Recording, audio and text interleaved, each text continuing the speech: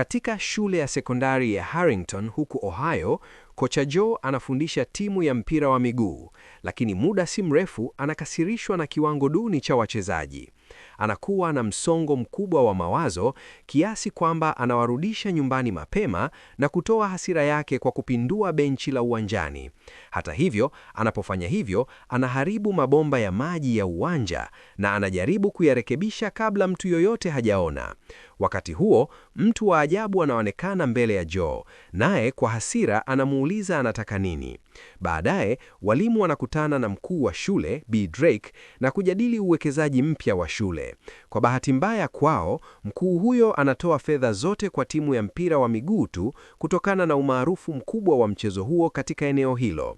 Mwishoni mwa mkutano, mkuu wa shule anatambua kuwa amesahau funguo zake na anarudi ofisini kuzichukua. Hata hivyo, anapokuwa anaondoka, kocha Joe anatokea ghafla akiwa na tabia ya ajabu na anaomba kukopa penseli. Mkuu wa shule ana haraka, lakini Joe anasisitiza mpaka B. Drake anampa penseli kutoka mezani kwake. Kwa shambulio lisilotarajiwa, mwanaume huyo anampiga mkuu wa shule mkononi kwa penseli, naye anajilinda kwa kumpiga mshambuliaji usoni kwa funguo zake. Baada ya hapo, anakimbia nje ya chumba na kuelekea kwenye chumba cha kuhifadhia vifaa huku Joe akimfuata. Mara tu anapompata, kocha anajaribu kumshambulia tena, lakini mkuu wa shule anampiga kichwani kwa mtungi wa maua na kukimbilia mlango wa kutokea. Nje ya jengo, mwalimu Olsen anamgojea mkuu wa shule ambaye wakati wa mapambano alikuwa ameangusha funguo zake. Kwa sababu hiyo, analazimika kurudi darasani kuzichukua. Mbali na funguo, B. Drake anachukua mkasi ili kujilinda. Kwenye korido, anakutana tena na Joe ambaye, licha ya kujeruhiwa, anamsogelea kwa kasi. Kwa hofu, mkuu wa shule anaangusha mkasi sakafuni na kuanza kutafuta ufunguo sahihi mpaka anafanikiwa kufungua mlango kwa wakati. Hatimaye, anafunga geti kutoka nje na kumwacha kocha amekwama ndani ya shule. Hata hivyo, hakutarajia kwamba B. Olsen alikuwa ameokota mkasi kutoka sakafuni na ghafla anaanza kumshambulia mkuu wa shule ambaye anaanguka chini akiwa amejeruhiwa vibaya. Inaonekana kuna nguvu fulani inayodhibiti akili ya kocha Joe na sasa mwalimu Olsen naye pia yuko chini ya udhibiti wake. Asubuhi inayofuata, wanafunzi wanaenda siku yao ya kwanza ya masomo, akiwemo Casey, mpiga picha kijana anayeteswa na wahuni wa shule. Wanaposubiri masomo yaanze, walimu wanaandaa vifaa vyao na kugundua kutokuwepo kwa B. Drake. Ingawa wengi hawampendi mkuu wa shule, kuchelewa kwake kuna washangaza kwa sababu yeye huwa wa kwanza kufika kila siku. Zaidi ya hayo, Profesa Tate anagundua kuwa kocha Joe ana tabia ya ajabu. Anakunywa glasi nyingi za maji mfululizo.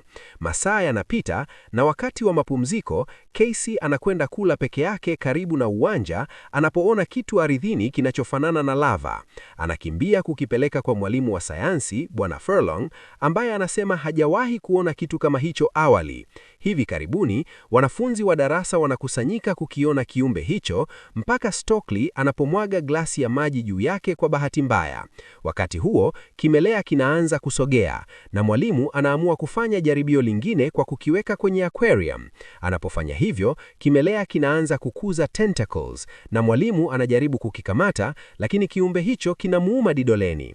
Licha ya hilo, Bwana Furlong anaahidi kukipeleka chuo kikuu ikiwa ni nafasi yake ya kupata ufadhili wa utafiti. Baada ya somo la sayansi, Stokely anaenda kunywa maji na anamuona B. Olsen akiingia chumani akiwa na uso utishio. Mwanamke huyo anampuuza mwanafunzi na kuingia kuzungumza na B. Bramall, mwalimu mzee zaidi shuleni. Licha ya tabia yake ya kutiliwa shaka, Stokely anaamua kwenda kuchukua vitu vyake kwenye kabati lake na anakutana na Stan ambaye ana mapenzi ya siri naye. Hata hivyo, anajaribu kuficha hisia zake kwa kumjibu kwa kasi, naye Stan anaondoka na kwenda kuzungumza na kocha Joe. Ingawa yeye ni mchezaji bora wa timu, Stan hataki tena kucheza michezo na anataka kujikita kwenye masomo. kocha haonyeshi hisia yoyote na anamwambia afanye atakavyo. Stan anashangaa kwa sababu Joe alikuwa mkali sana, lakini anafurahi jibu hilo na anaenda kuoga kwenye vyumba vya kubadilishia nguo. Anapofika kwenye bafu, anasikia nyayayo na ghafla B. Brummel anatokea pembe yake. Mwanamke huyo anamwambia kijana kuwa jambo baya sana linakuja kutokea na kwamba watatawala kila mtu shuleni. Muda mfupi baadaye, Casey naye anatokea na Stan anamwambia amuite muhimu msaada huku akijaribu kumtuliza B. Brummel. Hata hivyo, anapogusa nywele zake, anang'oa sehemu ya ngozi yake inayoanza kuyayuka rasi. Baada ya tukio hilo, Stan na Casey wanaitwa ofisi ya mkuu wa shule baada ya kupokelewa na B. Olsen. Wanawaeleza yaliyotokea, lakini mwalimu huyo anajaribu kuelekeza kuwa B. Brummel alikuwa mgonjwa sana na alihitaji kuondolewa. Casey haamini na anapoangalia nje ya dirisha, anamuona kocha Joe uwanjani akipigwa na maji ya sprinklers. Anapiga picha na kwenda kumwambia Delilah, mhariri mkuu wa gazeti la shule. Anamweleza kuhusu tukio la B. Brummel na kimelea, lakini Delilah hajali na anamuita kwenye chumba cha walimu. Huko anasema anavutiwa zaidi kugundua siri ya walimu kwa ajili ya kuchapisha kwenye gazeti. Casey hapendezwi na mtazamo wake, lakini anayakubali kwa sababu anahisia kwake. Wakiwa wanatafuta kwenye makabati, wanasikia mtu anakuja na kujificha ndani ya kabati. Kocha Joe na B. Olsen wanaingia na kuanza tena kunywa maji mengi. Wanazungumza kuhusu B. Brummel ambaye hakunusuru kutokana na umri mkubwa wake na hali ya hewa joto ya sayari. B. Olsen anasema haijalishi kwa sababu hivi karibuni walimu na wanafunzi wote watakuwa wenyeji wao wapya. Muungari Harper anakuja na mapuma makali na B. Olsen anafunga mlango huku kocha Joe akimshambulia. Kimelea kinatoka mdomoni mwa Joe na kuingia kwenye sikio la muungari. Ndani ya kabati, Delilah anakelele na kuangusha mwili wa B. Brummel. Kocha Joe anapofungua mlango, Casey anamsukuma kwa fiko ya ufaji na anakimbia na Delilah. Wanakaribu kutoka, lakini wanakutana na B. Drake ambaye bado yuko hai pamoja na bwana Tate, wote wakiwa tayari wameambukizwa. Casey na Delilah wanatoroka. Baadaye, Casey anarudi na polisi, lakini mwili wa B. Brummel umetoweka. Polisi hawamwamini na mzazi wake wanamchukulia kama mzushi. Hatimaye, uvamizi wa viumbe wa angarini unaendelea hadi Mary Beth kufichiliwa kuwa ndiye malkia wa viumbe hao. Mwishoni mwa ote, Casey anatumia kemikali hiyo kumuua malkia, kimelea wote wanakufa na shule inarudi kawaida. Mwezi mmoja baadaye, maisha yanarejea kawaida. Zek unajiunga na timu ya mpira, Stan anajikita kwenye masomo na Stockley, na Casey anakuwa hijari maarufu jimbo lazima.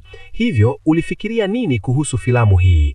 Acha maoni yako hapo chini. Kama umeipenda video, bonyeza like na subscribe kwa recaps zaidi za filamu.